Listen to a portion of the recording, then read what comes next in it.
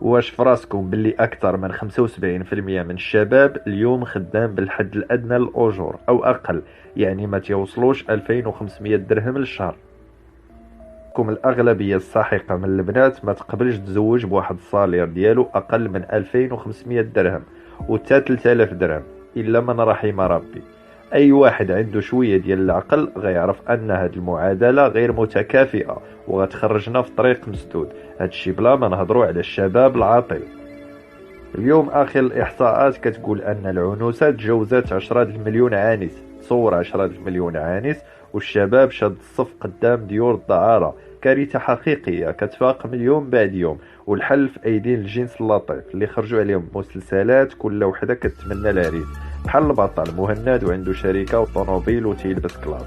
وهذا الشيء مستحيل بلا ما نهضروا على واحد النوع اللي بغات تزوج غير باش دير العرس وتبان قدام العائلة وصحاباتها، اللي كنسميه انا الهرس ماشي العرس.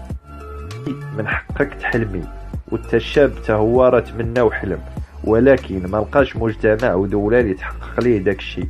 فما طالبيش تنتي بشي حوايج ما عندوش ليهم الجاد وتزيديه تقل فوق تقل. حاولوا تقلدوا الغرب شي حاجة زوينة، ما كاين لا عرس لا دهز لا دار لا طونوبيل، كتلقاهم ساكنين وكاريين في دار 50 متر خالقين السعادة. اليوم ولينا كنشوفوا حلم الزواج وتكوين أسرة بحال حلم الفوز بكأس العالم. المصيبة أن داك الشاب يقدر ما يتزوج وتا حاجة ما غتنقص منه، ولكن كلمة الأم اللي كتهرسو من الداخل فاش كتقول ليه ما كرهتش ولدي نشوف وليداتك قبل ما نموت.